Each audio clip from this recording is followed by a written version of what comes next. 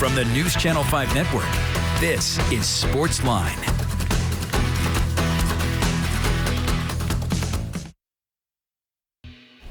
And there's SportsLine on your television. Steve Layman here with you. Glad you are here with us on this Monday night on News Channel 5 Plus. Day one of pads at Titans training camp, and it was an interesting day. Not so much because of the feistiness that you sometimes see as the two sides go head-to-head literally and start battering on each other in the heat and humidity out there at training camp. But to me, it was interesting because the two guys who stepped up were rookies. Mike Vrabel said it on Saturday that you always see guys that maybe you don't necessarily expect shine when the pads come on. I don't know if you would expect rookies to do that. And for the Titans, who, let's be honest, need some rookies to be immediate impact players because they haven't had that for the last couple of years, it's got to be a welcome sign. Today, Traelin Burks and Roger Mccreery, the two top picks that this team had in the draft just back in April, went out and made plays. Burks had back-to-back touchdowns in 7-on-7 in the red zone. Mccreery was everywhere. He knocked away a ball from Burks. He knocked away a ball from Nick Westbrook-Akina. He knocked away a ball from a tight end over the middle. He was just in on a lot of different things. He got his hands in there. And for those who had questions about his length, the arm size, all of that, he's just in people's grill all the time. Maybe those arms aren't very long, but if you are literally on top of the receiver, you don't have to reach very far. And he seems to be in the right position all the time. And you know he's had good training in the SEC. He's gone up against NFL quality receivers in his past. And he absolutely looks the part right now. Both of those guys do. And that's a really good thing if you're the Titans because you need Traelin Burks to be a guy that can be a stud for you. That's why you draft him 18th overall. And that's why the expectation is that he can at least help, if not totally, replace A.J. Brown. And you've got a really good defense on the other side of the ball. Adding a guy like Mccreery, Caleb Farley on the other side with Christian Fulton out there, that can only benefit you. To have guys who can get out there and cover down in and down out in the National Football League. So that was the big story to me on day one of pads, is two rookies stepping up and showing out. The other story that continues to just go right now with this team is Ryan Tannehill looks awesome. Another day without throwing an interception or putting the ball in harm's way. He continues to be efficient. He was the quarterback that had the best success on a day that the offense did not have a lot of success. Once again, the defense sort of owned the day. After I thought the offense had the upper hand for the first 3 days of camp, on Saturday and then again today, the defense has really fought back and really been the better of the two sides. So to me, those were the two big stories today at Titans training camp. Our phone lines are open tonight, 737-7767, if you'd like to get in on the conversation. A couple other notes from the NFL. Deshaun Watson suspended 6 games for violations of the NFL conduct policy. That, of course, stems to that bizarre story of multiple massage therapists in the Houston area alleging that the former Texans quarterback sexually assaulted them during sessions. It's all gone through the civil process and all those sort of things, kind of still unfolding. But the NFL had its own investigation, delivered its findings to a judge, and the judge looked at it today and said a 6-game suspension, given precedence and given the fact that there hasn't been anything that has happened in a criminal sense to Deshaun Watson, is what is appropriate. So a 6-game suspension is going to be what it's going to be. The NFL had been pushing for a full-year ban for Watson. They obviously did not get that, but word has come down that they do not plan to appeal. So it's going to be 6 games, and then Deshaun Watson's going to be able to get back in there for the Browns, who have to be breathing some sigh of relief since they traded to get Watson because they thought he could be their quarterback moving forward. But still a sticky situation, obviously, for Watson and for the Browns, who are now without their quarterback for the first 6 games of the regular season. And in that division and in the AFC as a whole, that could bury you pretty soon and pretty quickly. So we'll see what happens there. And then from a local note, or a note of local interest. Van Jefferson, former Ravenwood star, suffered a bit of a knee injury. He is going to have a minor procedure done tomorrow, according to Sean McVay today. The timetable for return is a few weeks. Probably means the preseason is over for Jefferson. Hopeful that he will be ready for the season opener and for the Rams title defense as they get after that. Again, our phone lines are open, 737-7767. If you'd like to get in on the conversation about what you've seen, what you've heard so far from Titans training camp. A lot of interesting storylines that we talked about in the offseason. The interesting thing to me is none of them are really a storyline anymore. I mean, think about all the stuff that we spent time on this program and we tried to break down on Sunday Sports Central throughout the offseason. It was Derrick Henry's injury. It was A.J. Brown's unhappiness. It was Ryan Tannehill's ability to bounce back. And then it was the other stories that were manufactured, how he didn't want to be a quote-unquote mentor, that he maybe wasn't thrilled about the Malik Willis draft pick. All of that stuff.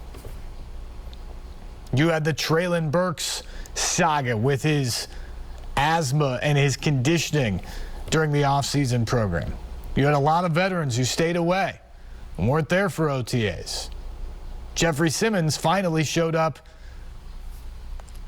for minicamp, mandatory minicamp, but was never on the field. Sort of had a hold in, if you will, trying to get a new contract. But now you look to training camp here. Derrick Henry looks good. I think it is noticeable that he's moving less gingerly on that foot than he did when he came back in the playoffs last year. And that's to be expected. He missed 9 games where he was completely immobile on that foot. So yes, it was fully healed, but he wasn't ready to go in the way that he had been running for the 2.5 years before that. He looks like the running back that's set NFL records and been one of the most dominant running backs we've ever seen right now to me. And you don't get a lot of work in training camp. He certainly doesn't. You don't run the ball. You're not breaking through tackles. So you still got to see it in the regular season. But in terms of the health of Derrick Henry right now, I don't think there's any concern.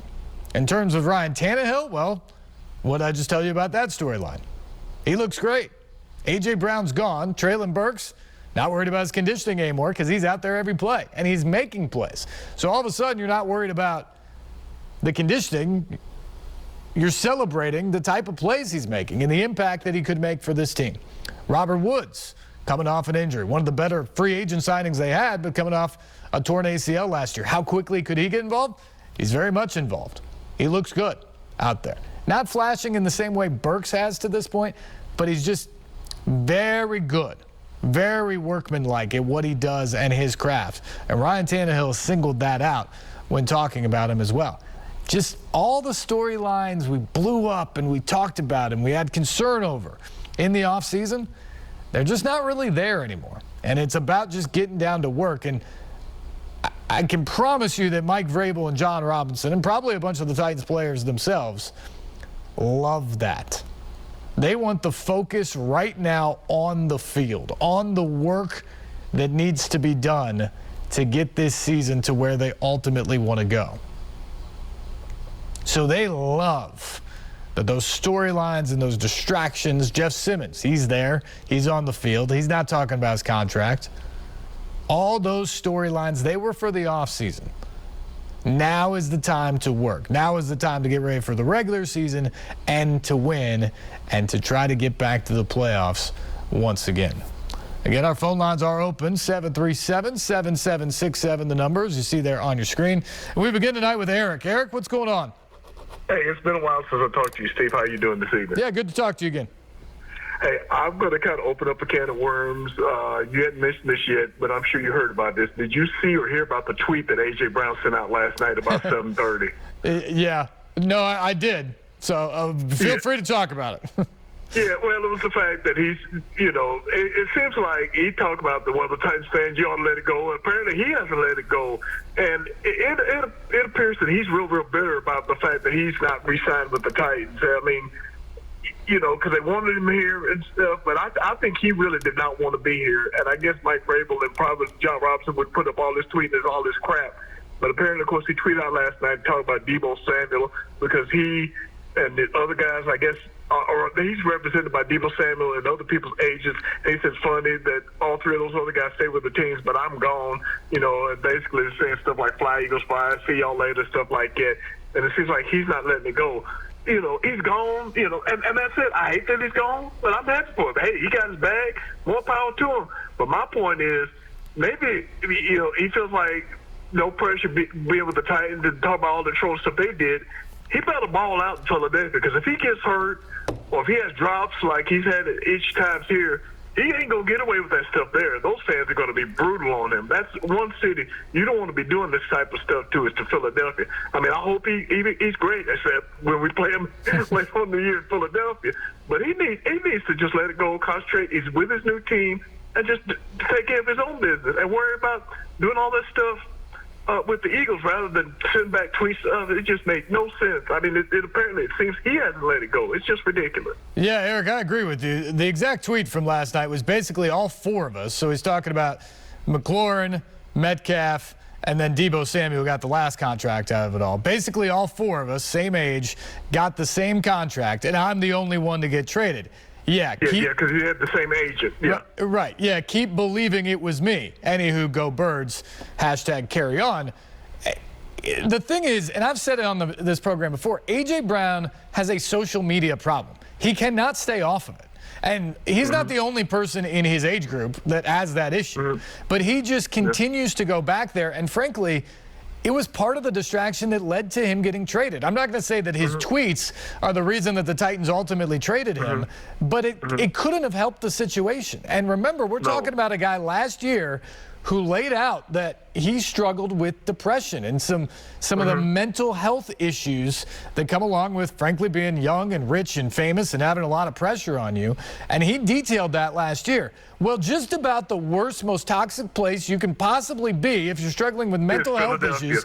Well, Philadelphia or social media. Like, get off of Twitter if you're struggling with that, because no matter how good you are, if you're at that level, you will always have 200 people in your mentions telling you stink. And that's only going to increase now in Philadelphia. So I've said it for a while. I just want AJ to be well. I want him to be healthy and all that, and I want him to play well. But I also think he needs to really think about how he approaches this stuff, because he didn't make any fans last night, and he only added to the pressure that's going to come on him now as a wide receiver scheduled to make $100 million over the next 4 years in Philadelphia. So I wish him well, but he keeps bringing this thing back up. I say that the Titans, all the offseason storylines are done, and now it's on the field, and I truly do feel that way. You may not think the Titans are better because they traded A.J. Brown, and you might be right in terms of what's on the field, but I promise you, they feel like they've got a good team that has every guy in that building on the field focused about what they're trying to do. There too. Right, and focused on the direction of moving forward to where they want to get. I don't know if you can say the same thing if you're in Philadelphia and you're reading A.J. Brown's tweets.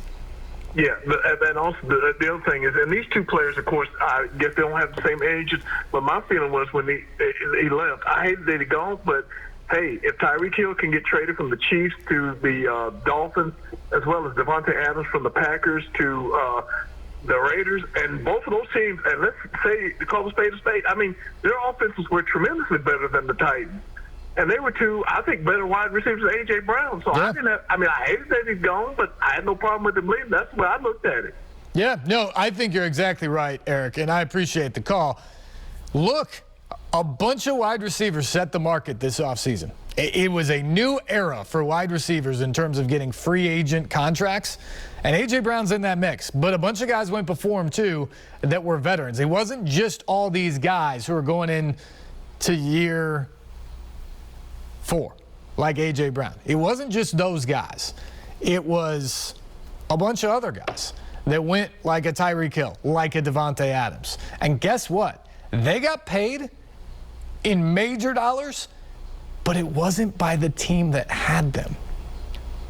They got overpaid by other people, in all likelihood. If you're Miami, if you're Vegas, you're looking at a guy and you think he changes your team and you pay. If you're Kansas City, you know exactly what he is. If you're Green Bay, you know exactly who he is.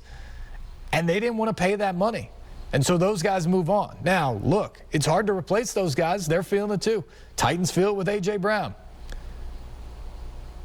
But the Titans ultimately thought that $25 million a year for a wide receiver who missed a bunch of time last year and has struggled at times with drops